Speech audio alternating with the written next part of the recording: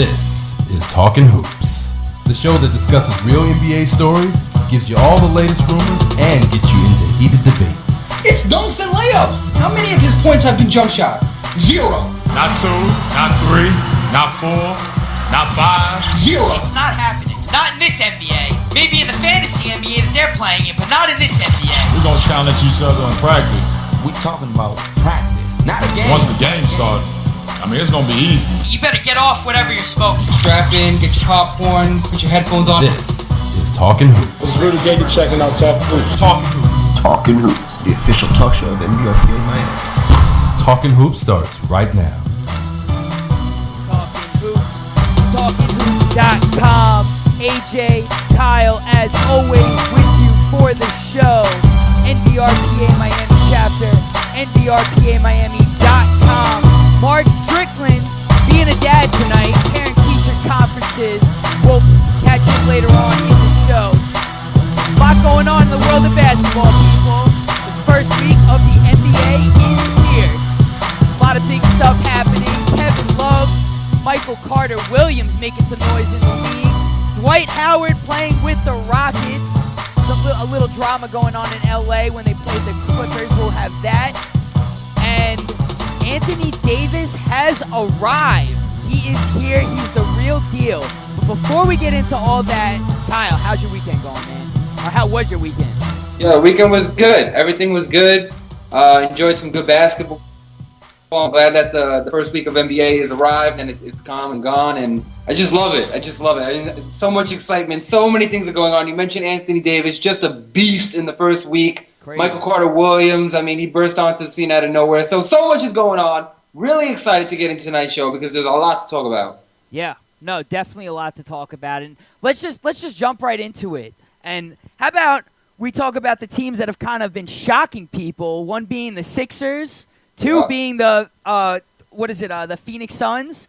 Phoenix Suns and the Minnesota Timberwolves. That's right. Three big shocking teams so far this season. Everybody counted them to, especially the Sixers, to be one of the worst teams in the league, and now actually becoming the best team in the league at the moment. So the 76ers making some noise. Their rookie, Michael Carter Williams, he's looking pretty fresh. Yeah, fresh isn't the word. The kid is looking amazing. That kid is balling out of his socks right now. He is the first rookie to win Player of the Week in his first week since Shaq did it. Right. Okay? This kid is just tearing up the league, and every game hasn't been dominant. You know, he's had his struggles in some games. I mean, they're only 4 games in. Right. But he's had his games where he struggled with his shot. You know, he shot 4 of 17 against Golden State the other night. Right. And 1 of 7 from beyond the arc. So he's had his bad games. But you look at him so far in the preseason, he didn't look very good. I mean, you talk about Rookie of the Year candidates, his name wasn't mentioned at all. Okay, he's the 9th overall pick. You'd figure maybe you'd hear his name. No, his name wasn't really mentioned at all, and neither were the Sixers for that matter. Right. 4 games in, he's averaging 20 points per game, 7.8 assists, and 5 rebounds. He's crazy. Oh, and that's not even the best part. He's also averaging 3.4 steals. Right. No, actually, to me, the best part about all this was he was picked 11th in the draft. 11th. Excuse me, I said 9th. Yeah, 11th. Well, but even the fact that he was picked that deep, and he didn't even see the Sixers as a possible destination for himself. And now all of a sudden, the Sixers are tearing it up, and he's looking like Rookie of the Year candidate here. So, I mean, all is good in Philly. It's a good time to be a Sixers fan. I got to say, though, on the side note, tried to watch the Sixers last night on League Pass, and the game was blacked out for whatever reason. They weren't playing. I don't know what was with that. And the cable people are trying to tell me that the NBA blacked out the game for whatever reason. And I said, there is no way, with the hottest team in the league right now, you're going to black out a game. There's no way. There's no excuses. So Cablevision's got to get their act together. Hey, they are one of the hottest step teams it up in the league here right now. They are one of. Are you blaming James Dolan subliminally? All right, it's coming. It's getting to that point. Listen, the Sixers are one of the hottest teams in the league, But let's not get ahead of ourselves. Nobody wants to watch the Sixers. All right? It's not like people are going crazy to put on a 76ers game. When you have a rookie breaking records and doing things like that, and he was the 11th pick, yeah, I want to watch the Sixers. I got news for you. You're like one in a very, very small number. I mean, they beat the Bulls and the Heat. This is a team that was supposed to be terrible, all right? It's an exciting time. It's the first week. This was a great story. How long it'll last, no one will know. That's why I want to watch them now before I don't want to watch them.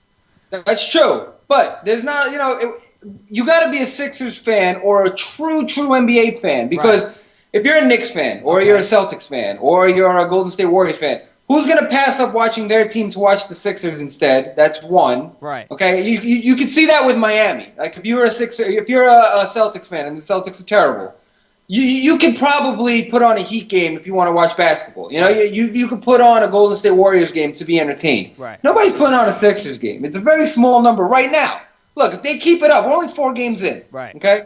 If they keep it up, they're 3-1. If they can continue to beat really good teams, I mean, they knocked off Miami, like you said, and Chicago, like that. If they beat the Pacers and they roll into New York and beat New York, right, and then they take on the Spurs and they pull out a close one there, if they win these games, I could see people getting more involved. And look, you called Evan Turner preseason. I'll give you that. That's right. I did call Evan Turner. You called Evan Turner. He's having a great year, fantasy. probably the best year he's had since he came into the league.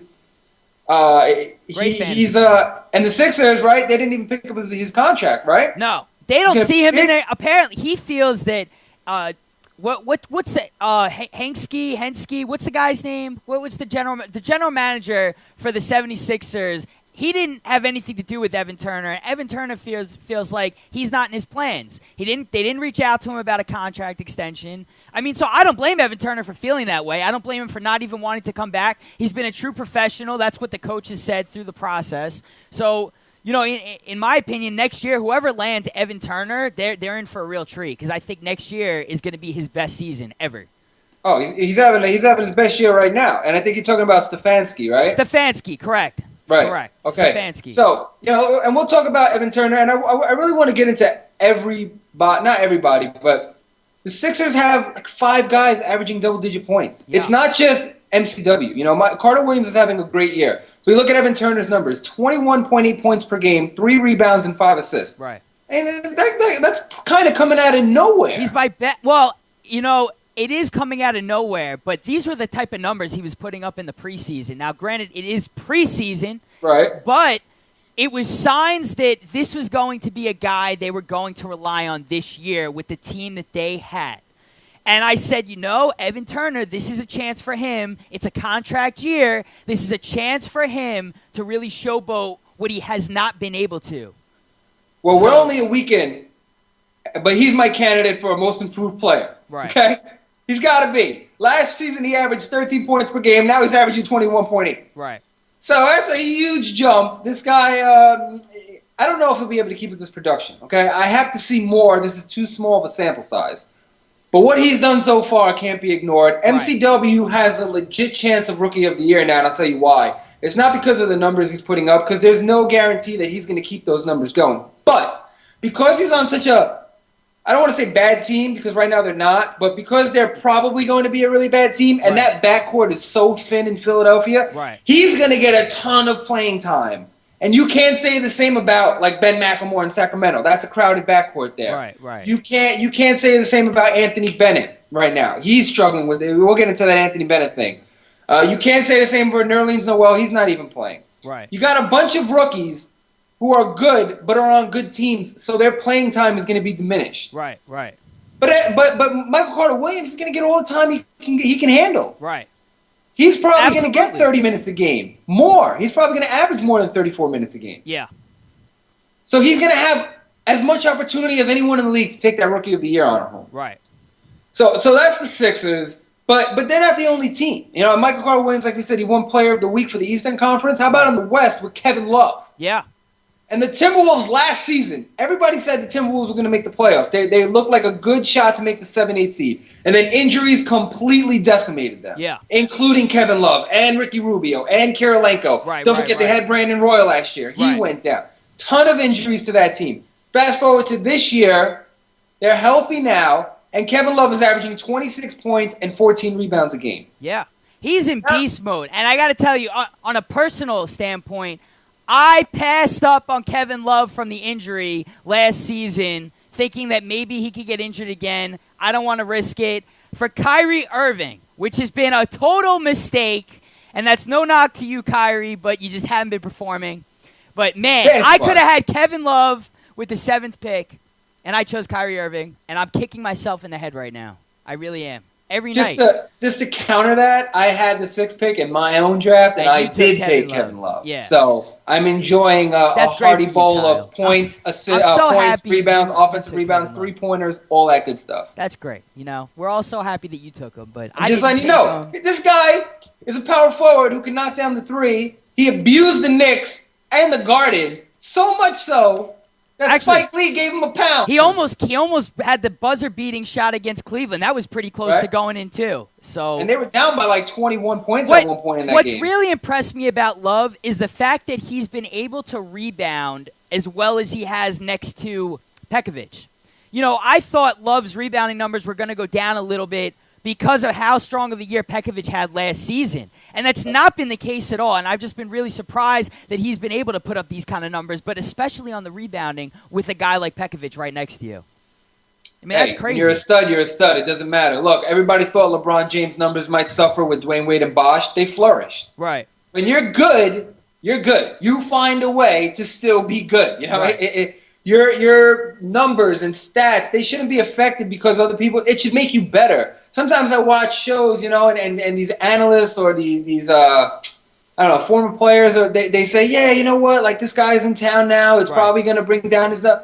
No, if you're good, it should only enhance your game. Why should it hurt it? Look at Chris Paul. He's got all the weapons in the world, yet he's still getting his 23 points game. You know, he's still getting his 25 points. He gets those. It's not like his scoring is suffering. Everything should go up. That's your candidate right there for MVP of the year. That's my MVP candidate. And I gotta say, it did not look good the first game of the season, but now it's finally starting to look like he may be the candidate. He may be legit. He may get it. You think now he's been legit? No. But I'm saying the first game of this season. Listen, Chris Paul is averaging 26 points per game, 26 and a half, and 13 assists. Right, but opening night, the Clippers did not look good, man. And granted, look, it's a long season. It is only the first week.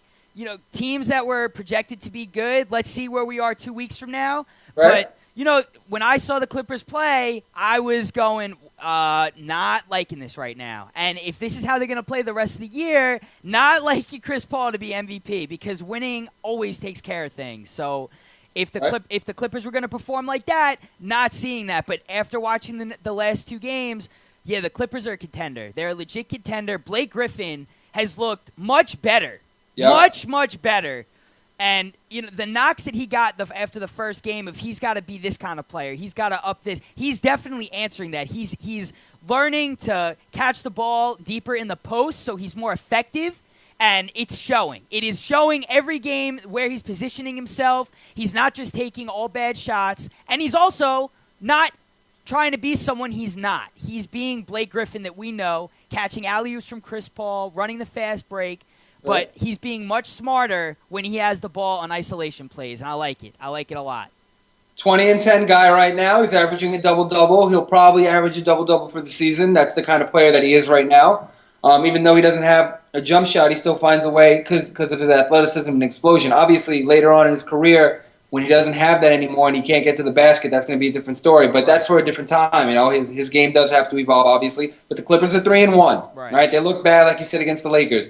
Then they beat Golden State, who's a legit contender, okay? Right. They beat Sacramento, who's and they beat Houston, who everybody picked as their darling pick. Right. So they rattled off 3 straight. I projected the Clippers to be the number 1 overall seed. I think they're that good.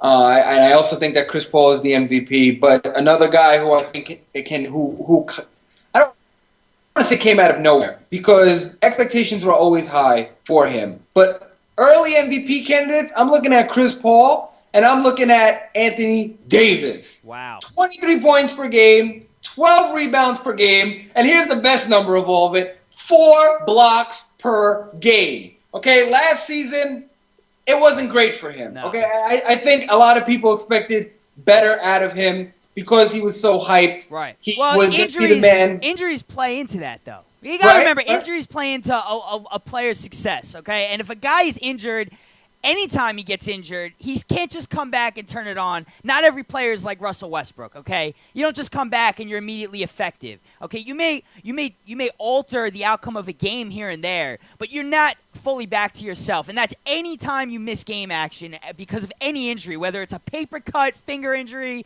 a jammed finger, a broken leg, I don't know whatever about a it paper is. cut. No, I don't know whatever about it a is, paper cut. it's going to take you a little while to come back from that injury, no matter what, to get back to who you were before that injury occurred. And Anthony Davis, last season, injured very often. Well, he played 64 games, right? So he didn't play. So he missed a little under 20 games for the season. Right. But factor in every time he missed games, he'd come back, he'd be out. He'd come back, he'd be out. And when he'd get comfortable, he'd get injured again. look, and that's fine, and I understand, and it's a valid point. Injuries play, especially into a rookie. He's just getting acclimated into the league. But look, Anthony Davis was one of the more hyped players out of college, if not the most hyped player coming out of college last season. The unibrow. It's all about the unibrow. That's right. And you got to factor in, he was the rookie on the USA team. So being around all of those guys, learning from LeBron and Melo, Tyson Chandler. I mean, he's around the greatest players in the world. So when you factor in the college thing and the USA thing, expectations are going to be high. And it was a little disappointing. I understand he had injuries, but 13-8, they're not bad numbers, but it didn't seem like that's a franchise player. Those aren't franchise player numbers. Right. You fast forward to this season, it's a totally different ball game now. And I don't know if it's because he's healthy and he had a year under his belt. I don't know if it's because the team around him is much better. They bring in Tyreek Evans. Eric Gordon is healthy. They bring in Drew Holiday. Maybe it's the team. It's a more balanced team. He can play off of other guys. Yeah, maybe a factor, but maybe a combo. Right there. I think he could play off of other guys. I think last year he was kind of put in a situation where you're the first overall pick, and now you become the face of the franchise. And I think he took it on himself last season without Eric Gordon to kind of try and do everything. And that's hard to do, especially as a rookie. Not every rookie turns out to be a guy like Kobe Bryant or a guy like LeBron James where they have that ability to just lead a team. It wasn't necessarily in Anthony Davis last season because of everything he had to go through. And he wanted to be out on the floor, in certain situations. This year, they put together a new squad. Eric Gordon's healthy. He can now just kind of focus on being the player that he is and just kind of play to the flow of the game. And I think that's what he's been doing. I like it. I like the Anthony Davis we're seeing, for sure. Oh, no question. Will it keep up? That, again, we're talking about week 1. It's an 82-game season. Right. Will this keep going? Look at how much I have so much faith in him that I'm saying he's an early MVP candidate. Right. I'm gonna do this. I know it's only a weekend, but every week I'm gonna just keep updating who is in the running, in my opinion, for MVP, because I just think it's good to see the progression or the regression from players. Absolutely. Absolutely. We see Anthony Davis on an MVP level. Can he sustain it? Will he regress? What's going to happen? Will he surpass where he's at right now? Right. So you look at him, number 1 pick last summer. Who was the number 1 pick this summer? Who was the number 1 pick this summer? Anthony Bennett. Anthony Bennett. Yeah. Let's talk about that guy. Because I thought Anthony Davis had a bad season last season. Anthony Davis is just abysmal right now. He is 0 for 15 from the field. He has 4 games played. He hasn't made 1 field goal. And, it's tough because he did look good in preseason. There were a lot of positives. His rebounding numbers were there. Guy doesn't even have a point. I feel bad he for has the a guy. point. He has 2 free throws made. Free throw, but a field goal. I He's feel got bad no field for the guy. goals. He's got more games played than field goals made. I feel bad for this guy. I really do. I think everyone went into this draft thinking that there was no real gem, so to speak. This was kind of like one of those drafts where it didn't matter really who was going to go. Hence why Anthony Bennett was the first pick. He was the first overall pick. But, a guy like this, just to be happy to be the first overall pick, could do a lot of different things. Everyone was happy with it. It was a surprise move at number 1 for the Cavs. But, you saw what this guy did in college. It's a solid pick, and it's just I don't know if it's nerves. I don't know now. Now it's going to be a mental thing. I think now it's more mental than it is just being nervous because, I mean, he's going to make a shot eventually, but he's got to get that confidence. Is he? I think he's losing. Oh, I think it's a confidence issue. I really do. No, I'm saying, is he going to make a shot this season? I'm not so sure. I don't know. Look, and the Cavs also, they do have some other weapons, with Bynum now coming back and him hitting some shots here and there. I know Bynum is not a factor on that team. He said that he's I know what he said about his knees. knee. I know what he said about the sharp pain in his knees that he's still feeling. But look, the fact that we're seeing Andrew Bynum out there is a positive sign for me no matter what. That's how I look at it. But look, Anthony Bennett. See, look what we're doing here. You're going from Anthony Davis, Anthony Bennett. We're Anthony all over the place here. A-B-A-D. Yeah, all right. Well, AB needs to just relax, take the pressure off yourself. You're playing with Kyrie Irving. You're not starting. Just don't even worry about it. Just go in and play your game. You'll make your shots, but to get off of Twitter, I mean, you really are losing confidence in yourself here. To get off of Twitter, that's a big move. Going ghost for a while, that's a big move. He's playing small forward right now. He's really more of a power forward, but he can play small forward because he's such a good athlete. He's young, and he's a really good athlete. But with Tristan Thompson there, and Anderson Varejao, and Andrew Bynum, it's kind of a logjam in a sense in the front court, and he's not going to get a ton of minutes there. So they're trying to use him at small forward so that they can just get him on the court more. Right. And his shot is not falling. That's a big problem. Right. He's 0 for, he's 0 for 8 from beyond the arc this season. Right. Okay, so he's shooting a lot of threes. He's not making any of them. And he's trying to create his shot. It's not working. And the Cavs, they need this guy to produce because everybody thought that they can be a 7-8 seed now that they got Bynum and they had the number 1 pick in the draft. If your number 1 pick in the draft is playing like a second-round pick, you're not going to go. You're not going to get anywhere. Right. You need him. It's not like the Cavs are a deep team. Right. They need him to produce, or they're not going to win games. Right. A lot of responsibility is being thrust upon him, whether he knows it or not. And I know he recognizes his struggles because on Twitter he said, "Going dark right now or going black right now. I think it's the best thing for me." After his game, he went 0 for 3 in the last game. He's just not seeing the basket, and he needs to get to the line because how often do former players tell you or shooters tell you, look, it's just good to see the ball in the basket. So he's got to get to the free throw line. He's got to see that ball go into the basket and get some confidence because it's the NBA. Nothing's easy. Right. That's it. No, You're not in college where you get to play absolutely. some small school and totally you get to have agree. 40 points a game, or you get to agree. dominate certain teams. It's the NBA. Everybody's good. That's it. I totally agree. But, these are the ups and downs of some rookies. This is what rookies go through. They That's got right. that series on NBA TV where you could watch all the rookies and how they react to situations that they go through throughout the season. And, this is a perfect example. And I think as the season goes on, he's going to come out of this, and we're going to be talking about, how much of an improved player he's been and why he was the first overall pick. So, I haven't counted this guy out yet.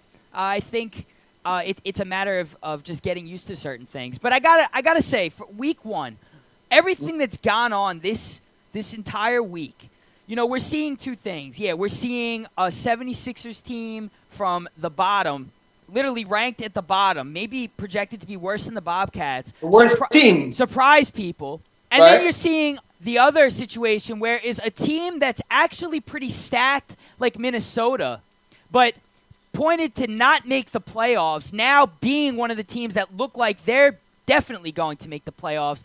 This just goes to show you how balanced the league is this season, okay? The Minnesota Timberwolves are that example. Any team on any given night can win this season against anybody. That's how balanced we are. I know they say that about most NBA teams, but I think this time the chances are much higher. Teams are look, I'm not saying the Sacramento Kings are amazing, but they got some good talent on their roster. And I put them in that same level as where, hey, they may surprise a lot of people with McLemore having some good games here and there, and DeMarcus Cousins, being that Kevin Love type of guy where he's got an all-around game right now. He's passing the ball, he's scoring, he's rebounding, he's doing it all. And this is a team where I feel like also is going to – it's to put in that category as, look, they're probably not going to make the playoffs in the West. But if they make the playoffs, I won't be at all surprised because of how balanced the league is now. I mean, here's my thing and I agree with the balance for sure. And I think we all kind of saw that preseason, right? Because of all the moves that were made from different teams. Except the Sixers. The Sixers were more of a shock. That's more of just a good story. That's definitely a shock. Yeah. But I'm just saying, teams like Minnesota, to me, that just goes with the balance here. Detroit, Minnesota, Sacramento, these are teams that are just better. They're better than people give them credit for. I agree. And I just think with the Kings, I don't think they're going to make the playoffs. I think they're a good team. Right. I don't think they'll make the playoffs. Right. And I know you said that you wouldn't be shocked. I would be shocked if they made the playoffs. And I just think that now is the time to bail on this team and just trade DeMarcus Cousins. I know you signed Grievous Vasquez, but this is Isaiah Thomas. Isaiah Thomas, I think, is a stud. I think he is one of the most underrated players in the league. Absolutely. He should be the new face of the Kings going forward. Absolutely. He's got 2 years under his belt. He's averaging 19 points per game, 4 assists and 3 rebounds, and he's sharing time with Grievous Vasquez. Right. Okay? That's not even as a full-time guard. Right. He's averaging 30 minutes. He should be averaging 38. Yeah.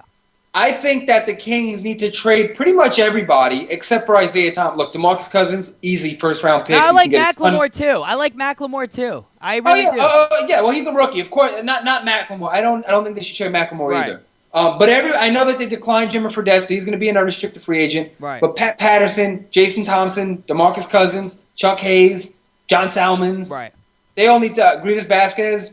Trade them all. Get young talent. Get draft picks. Prepare for next season. You're not going to go anywhere this season. Totally agree. Cousins, he's not that guy for you. There's only so much time that can go by. I totally see what you're saying, but like I said, just this season, if they get into the playoffs, it wouldn't surprise me. Just because of how balanced the league is, it would not surprise me. And that's fine, but what's the point? You're not going to win a championship. No, agree. That's the only reason why I agree they should do what they do. But as far as them just Cousins a max guy for the Kings? Yes or no? Do the Kings give DeMarcus Cousins a max contract? You could honestly you could do better, but I like the pieces they have in Sacramento for DeMarcus Cousins, and not necessarily on the court, but I like that Shaquille O'Neal is going to be working with DeMarcus Cousins. Absolutely. I think he has so much talent. Is he a head case? Yes. You want to go there? Yes. The guy is definitely a head case at times, but there's so much potential he's talent. He's just raw talent. I mean, the guy can just flat out play. And I think with the right staff, I like the coach of the Kings right now, Malone. I think he's a good coach. He came over from Golden State, I think, too. So it's not like this guy was in a situation where he failed at his last job. They didn't bring in some no-name guy like, who was that? Westfall was the last guy. Before that, it was Keith Smart or whatever. No, it was Keith Smart, Westfall. So I'm saying you got a guy who's had success as an assistant on a good team in Golden State, and bringing some of that to with his vision. I just like the way the Kings are set up, and I agree. I think a lot of guys should be traded. Personally, you got Shaq there who wants to make DeMarcus Cousins the best player. I don't think they're going to trade him. I don't really think they should. I don't think he's totally out of it yet. I don't think. Look, if he's not a max player for the Kings, then why not deal him now? I don't think. Look, he's a great player. He's probably one of the most, if not the most talented big men in the league. Right. So there's no question. Right. But it's just not working in Sacramento. It's just not there. Well, and let's give him some more pieces though. So I agree. So look, you have DeMarcus Cousins, you have Macklemore, and you have Isaiah Thomas. Those are 3 good pieces to just build an entire team around.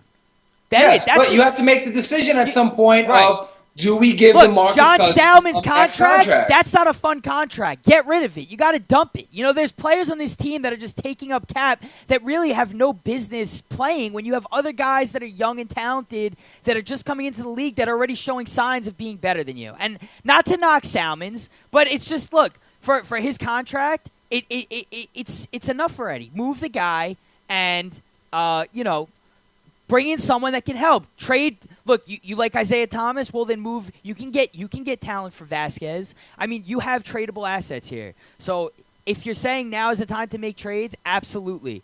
But and get picks if you want a first pick, whatever. Get a first pick for Vasquez, whatever you need. But I don't think trading DeMarcus Cousins, it's too soon yet with this coaching staff and with guys that are coming along to actually help him. I mean, who's he really had on his team since he's been there? Look, DeMarcus Cousins, I agree. But, they have him locked up through the 2017-18 season. So Right. they have all the money. But if it's not working, just why invest all that money? And I know how much longer is the experiment going to go on? Right. He really earned this contract on a really bad team, and yes, their books are a mess until the 2015-16 season. Right. And you got John Salmons this season making $7 million, and Carl Landry making $6.5 million, and Marcus Thornton is making $8 million this season, and he's making $8 million next season. Marcus Thornton, he's making $16 million over the next 2 seasons. That's what I'm so saying. Yeah, it's a mess. That's why. But that's why that's why I'm not ready to gut Cousins. I'm not ready to get rid of his contract. I like his game. Like you said, he's one of the most – it's hard to come by a talented big man like that, okay? Look, you're going to have to wait until you get talent to surround him. It's never going to – you got to wait another 2 years. Well, if they can if they trade him, then they don't have him in those 2 years. So That's right. You gotta hold. I like them holding Cousins. I like Isaiah Thomas. They gotta be active. Point to the general manager. Point to the new owners. Say, look, we could do this. We can build around these guys, and it's time. But look, they could definitely use draft picks. If you say they're not going to make the playoffs, even if they do make the playoffs, I get what you're saying. What's the point? But look, it's a long season. We'll see how Sacramento pans out, but I just like the balance of the league and what the league has become this season. It's just been awesome, absolutely awesome, and I do. I think fans are in for a real treat. They're seeing a treat. So, but listen, we're gonna take a quick break. When we come back, we'll talk more hoops, more surprises. How about Eric Bledsoe? How about Phoenix? All right, stick around. Talkin Hoopz, TalkinHoops.com, NBRPA Miami chapter, NBRPAMiami.com. We'll be right back.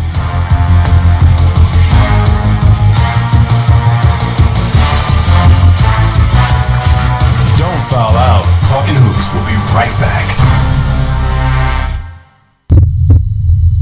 I'm Mark Sanchez with a message for women. This is the actual sound of my heartbeat. I'm sharing my heart to let you know that the symptoms of women's heart attacks can be different from men's. Please learn more. All it takes is a few minutes of your time in return for years of healthy life. That's a deal even my agent couldn't negotiate. Cover your heart. Learn more. CVS Cares.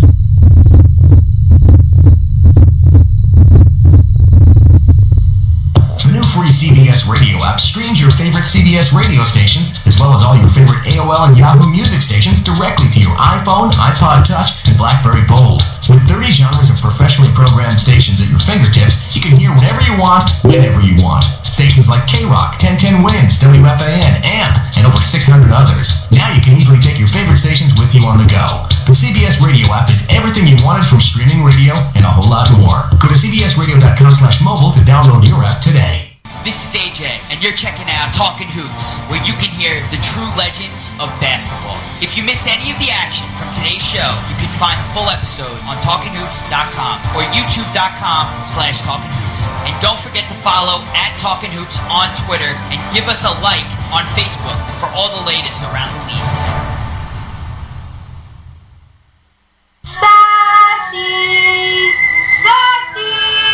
This week's episode, Bobcat in the Cave. Gosh, Johnny, playing in the cave sure is neat. Oh boy, a kitty cat. Sassy, the kitty cat's yelling.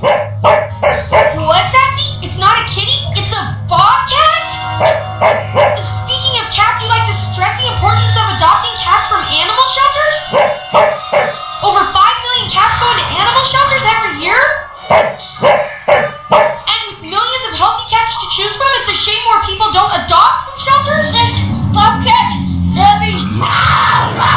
Help, Sassy!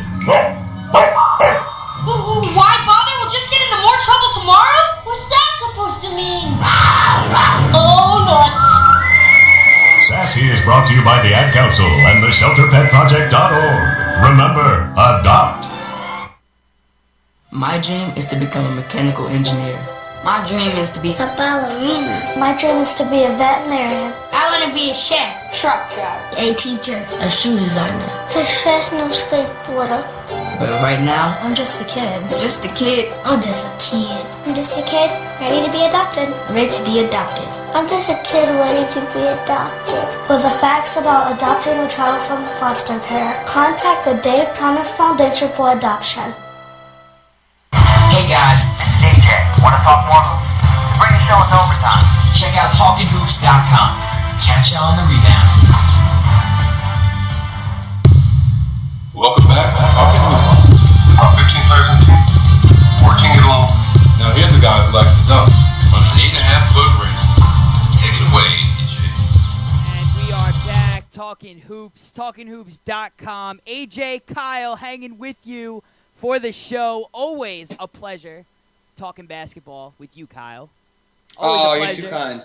Always a pleasure. NBRPA Miami chapter, NBRPAMiami.com. Check them out. Mark Strickland, parent-teacher conferences. God. Oh, you know what? That's nice. I'm glad I'm not at that phase of my life yet. And what is it? Eric Bledsoe. Let's get right into it. Eric Bledsoe. EB, mini LeBron. Having a big year, man. That's someone who's really tearing it up in the NBA. Also with turnovers. He had like 8 turnovers the other night. Well, that's the one thing, though, with Eric Bledsoe is that's the one surprise I don't have. Because we all knew how much of a stud he was in L.A. when he was with the Clippers, backing up Chris Paul. And the Clippers had like this luxury of having Chris Paul and Eric Bledsoe, and obviously they were able to flip Bledsoe for J.J. Redick and Jared Dudley. I mean, they really got a lot of value back from him. But Eric Bledsoe, stud, 22 points per game, 8 assists, 6 rebounds. He is just tearing it up.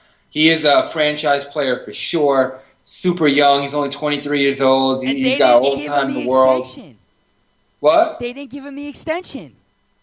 No, they couldn't work it out. Yeah, that's what I'm saying. I don't know what Phoenix is thinking, man. They're crazy. I don't know. That's ridiculous. As a franchise player, you give him what he's asking for. And in my opinion, I don't know if I don't know what the details were. I don't know if he's asking for a max contract. That might be a little much for him, but I don't know. I don't know what Phoenix is thinking. They don't have anybody. They have no face of the franchise. They have no future without him. Look, they traded obviously for him. The way I see this is when you have a guy like LeBron James endorsing you. Like, just flat out saying that you're going to be a very special player. Look, LeBron had Boobie Gibson on his team. Remember Boobie Gibson? I do remember Boobie Gibson. He never hyped Boobie Gibson to be the most amazing player ever. He's telling you Eric Bledsoe is a very special player. And you saw it in preseason. You saw it in spurts with the Clippers last season. He's been compared to LeBron James as a mini LeBron. I mean, you lock him up whenever he wants. You give him the money. This is Eric Bledsoe we're talking about here, okay? Eric Bledsoe, if you're just tuning in, Talkin Hoopz, Eric Bledsoe, the Phoenix Suns, looking pretty red hot, actually. They're looking pretty solid. I've been impressed. But Eric Bledsoe's impressed me more. And, Kyle, we talked about the Sacramento Kings and breaking up their team. It's a great time to trade Goran Dragic.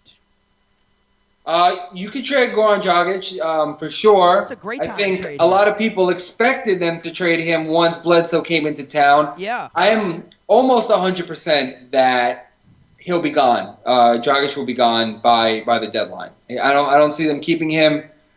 They have Archie Goodwin, Ish Smith on the team. I think that Goran Dragic is gone. This will be Eric Bledsoe's team just permanently. They won't share backcourt. They won't split time. I also think that the Miles Plumlee project, because he wasn't always going to be the starter, he's played very well. This guy's averaging a double-double, 10 points and 11 rebounds per game. I don't think a lot of people projected him to be doing that right now. No. So it's not all Eric Bledsoe. Look, the Suns are off to a really good start right now, right? And it's not all Eric Bledsoe. It's a big part of him, right? But guys like Miles Plumlee and P.J. Tucker. Right. P.J. Tucker has also played really well out of nowhere. 12 points per game for him. You got all these different guys contributing. I do think Goran doesn't make it past the trade deadline. Another guy I think gets traded before the trade deadline, Steve Nash. What? Yeah, I said it. Steve Nash. Wow. I don't think that he's going to last with the team. I think that the Lakers trade him because he's not worth it right now. For the money he's making, right? He may not play back-to-backs. Who's going to take him? Well, that's a good question. Okay. Look, I know they say Toronto. I know that's the big, Toronto brings home Steve Nash. He's a GM for the Canadian team or what is it, the Canadian national team. I get that. I cool. That's awesome. You want Steve Nash to actually play in his hometown. Cool. But for the Raptors to actually bring on that contract, that's a bad move. Like as a general manager and why take it? Why take that contract? Why? I agree. He's got $9 million this year and $9 million next year. Yeah. And the reason I think that the Lakers, the reason that the Lakers trade him is because they want all the money off the books. Right now, he's their big They only have like $13 million guaranteed or $10 million guaranteed next season. $9 million of that is going to Nash. So if you get Nash off the books, you're literally looking at like $1 million of guaranteed salary. I mean, Kobe's a free agent, Powell is a free agent, Steve Blake is a free agent. Right. Everybody, and Nash will be gone. So you'll have even more money freed up. See, I look now, at you say who's going to take that? That's a great question. Right. I think Nash is one of those players though that will renegotiate a contract. I don't think if he's not performing to his contract. I think he's one of those admirable guys to be like, listen, I'm not worth this. Well, look, he's at age too. He knows he doesn't have much left in the tank anyway. Yeah, and it's showing right now, unfortunately, because Steve Nash was such a pleasure to watch throughout his career. I mean, two-time MVP, how could he not be? Right. But he's not going to play every game. I think the trading Steve Nash to the Raptors is more speculation than it is an actual reality. Because look, but not just the Raptors. I think any team is possible. The Raptors, they've openly said that everyone except for the center is available, Vaskalunas. So everybody on that team, Rudy Gay, DeMar DeRozan, I mean, there's some talent that could be moved. But to trade for Steve Nash, guys, you got to, if you really believe in this, you got to be a little crazy to think that that's really going to happen, especially with the GM that has a plan in place. Steve Nash is definitely not in this guy's plans. I don't care what how Toronto fans, how bad they want to see Steve Nash in a Toronto uniform. Mm-hmm. I mean, you want to win games or you want to just look at Steve Nash? I mean, that's really what it comes down to. And obviously as a GM, you want to win. You don't really care. Sometimes you got to, bite the bullet and not care what the fans think and just kind of, play your role. Do what you were brought in to do. And that's kind of fix this team right now. So Toronto, look, Rudy Gay's available, DeMar DeRozan's available. They're not trading him for Steve Nash. I can promise you that. It's not happening. Yeah, I could see them trading or not trading for him. Massa, the GM over in Toronto, he's a mover and shaker. He's always going to be changing the team. Yeah. But I don't think in his plans is to bring on an aging point guard with $18 million this year and $9 million next year. As you refer to him as 90 years old. So that's how you call Steve Nash 90 years old. He is. Yeah, he may as well be, right? I mean, in terms of NBA standards, a 40-year-old may as well be a 90-year-old. 39-year-old. You're not going to be able to contribute much. And Steve Nash is not only dealing with age, but he's dealing with injuries. Right. And I think that he's gone. I really do. And it's going to be hard to find a trade partner, obviously, for somebody like that. But if he's willing to renegotiate his contract or even accept a buyout, maybe he gets traded, plays out the season, and then takes a buyout next season. There's options. That's a possibility. There's options, but you look at the Lakers right now. Yeah, maybe Steve Nash gets moved, but how about what they're doing really without Steve Nash right now? How about how about without Kobe Bryant? How about how the Lakers are just performing? I mean, look, D'Antoni, his system, it works with the right players. You need guys, all right? People were like, well, why is he going to play Shawnee Williams? Well, Shawnee Williams fits his system, all right? Xavier Henry fits his system. Xavier Henry. I hate that. Xavier Henry. There was an anchor who did that and just kept repeating it over and over. And I was like, why? Xavier Henry. No, you're right. Look, we should say the guy's name right. I mean, now that he's becoming a somebody, he's nameworthy. He's actually nameworthy. So we'll definitely start saying his name right. But okay, good. Guys like him, Xavier, I can't even see. I lost it. Xavier Henry, Shawnee Williams, Jordan Farmar, Who else to start? Jody Meeks. I mean, these are guys that D'Antoni likes. And Pau Gasol finally looking like much better than last season, at least. Right. Just fitting in better. Right. The only guy that seems to be really kind of out of the rotation, obviously Kobe Bryant's injured, but Chris Kaman is still kind of like trying to find his place, find minutes. He had salmonella in the Chinese tour or whatever for the Lakers in the preseason. I know he had that going, so he's coming back from that. But Chris Kaman still looking to find his role with the team. I'm sure that'll be fixed very soon. He can play with Pau. I like the two of them on the court together. I don't dislike that at all. But D'Antoni, his style of play, his coaching, the right guys, they work. It actually is Kobe Bryant gonna break that when he comes back, because we saw what happened in New York with Jeremy Lin, Tyson Chandler, and guys that just play outside. It worked really well. Jeremy Lin sanity took over because of D'Antoni's system, in my opinion. So now Carmelo comes back into the picture, and everything's going wrong. You know, Melo's playing his game, and that's not D'Antoni's system. So Kobe comes back. That's not D'Antoni's system. Kobe Bryant's game is not D'Antoni's system. How is that going to work? What's your take on that? Well, let's fast forward a little bit. Okay. Because the Lakers are going to be at a crossroads, right? It's either going to be, do we keep D'Antoni? Yeah. Let's say the experiment between Kobe and D'Antoni works, right? Let's assume that it works. And the Lakers play well enough and can get a playoff seed. Yeah. That's cool. But if you're the Lakers and you have any intention on bringing Melo to LA, it's not going to happen with D'Antoni. Right. That's not going to work. We saw it not work in New York. Right. It's not going to work in... So you're going to be at a crossroads of, hey, if we really want Melo, is he going to be enticed to come to a team where he failed at with the head coach? Right. So you got to deal with that. Now, let's say that the Kobe D'Antoni thing doesn't work. Again, you're at a crossroads because it's like Kobe is a free agent at the end of the season. Right. Kobe is aging. He's getting up there in age. He's coming back from an injury. Trade him. Do we even keep Kobe Bryant past this season? Trade Kobe Bryant. I said it. Trade him. Look, you could trade him. You cannot re-sign him. You know, then you're at another crossroads. I had a better idea. If Carmelo is going to go to L.A., why doesn't Kobe come to New York? Vice versa? Why don't you bring Kobe to play with Melo? What about that? Why does Melo have to go to L.A.?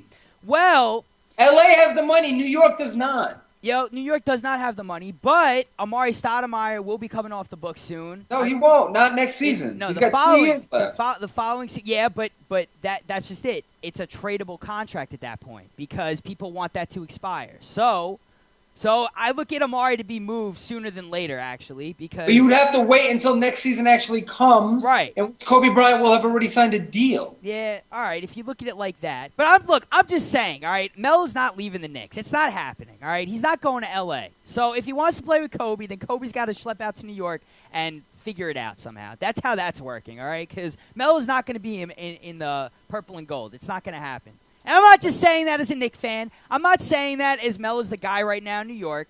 I'm saying that as he's saying all the things right now of courting free agents and bringing them into New York.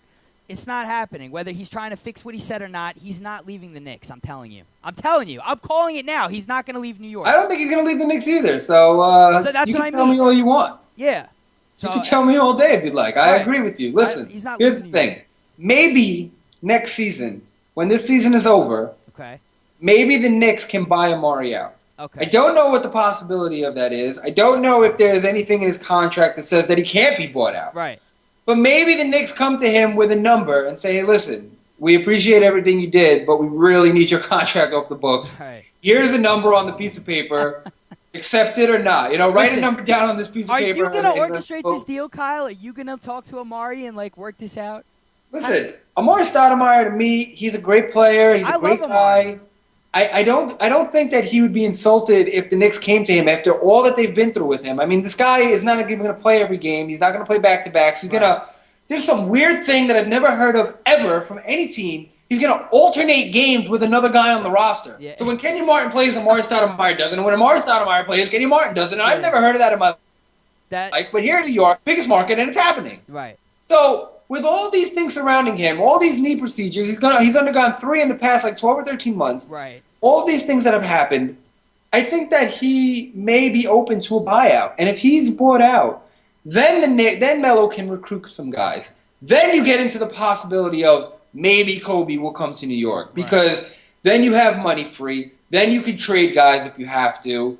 Maybe the Knicks can trade Tyson Chandler and draft a big center, in the draft instead of keeping Tyson Chandler to free up even more money. And I'm not an advocate for that, but I'm just exploring possibilities. You like Tyson. You're a Tyson Chandler. I do like Tyson Chandler, but this is a possibility. Maybe he gets traded for maybe he gets traded for a Miles Plumlee. Right. I don't know.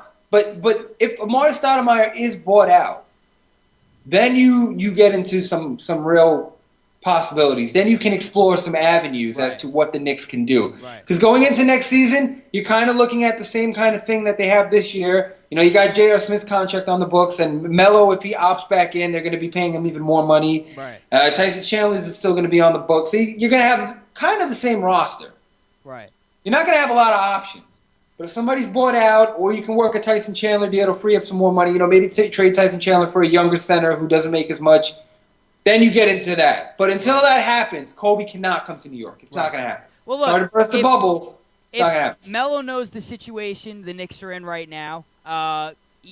First of all, you got this season still, all right? It's not like the season's over by any means. What are the Knicks, 1-2? So Knicks are 1-2. So and they're playing the Bobcats tonight. So look, they're playing the Bobcats again on Friday. So look, I mean, it's not like the Knicks lost to bad teams here. They lost by 1 point to arguably a better team, one of the better teams in the East in Chicago, and you lost to a Minnesota Timberwolves team with Kevin Martin not missing a three-pointer, not missing 1-3. I mean, that was a tough game. So this season, they're going to be a good team this season. I'm not worried about this season. But Melo knows the future, being that, look, Amari, like you said, is going to come off the books. Kevin Love, LaMarcus Aldridge, there are other guys that are going to – Rondo, there are other guys that are going to be free agents. And if one of those guys maybe comes to New York to play with Carmelo out of a small market – then the Knicks may have something here. Look, Kevin Love, great in Minnesota. He's a great player. But imagine Kevin Love with the Lakers or with the Knicks or in a bigger market. Imagine LaMarcus Aldridge in a bigger market other than Portland.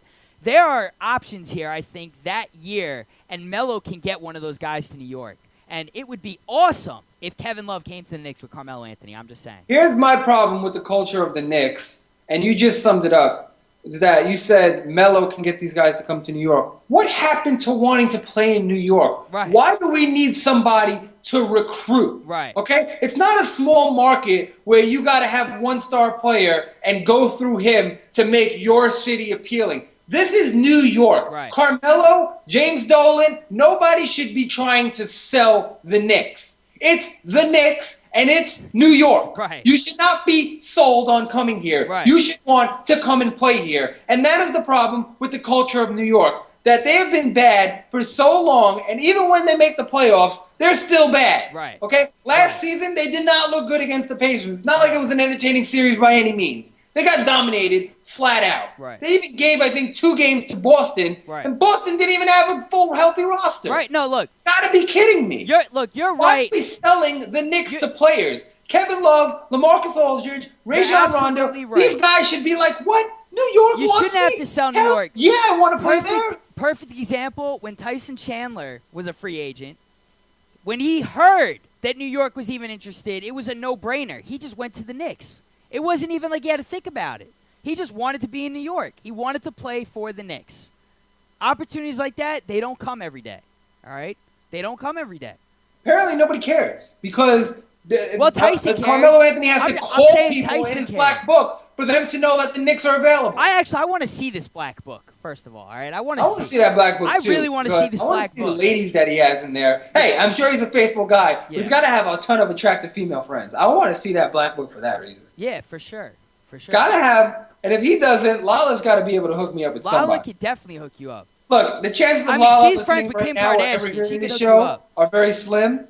But Lala, if you ever hear me, hook me up with a friend. Yeah, just do me that favor. Good guy. I like basketball. Kyle doesn't have a lot of lady friends. Hook him up. All right, I do have a lot of ladies. Let's not get ahead of her. Let's not go crazy now. But I want to know Lala's lady friends because I am sure that they are quite the catches. Yeah. Okay? All right.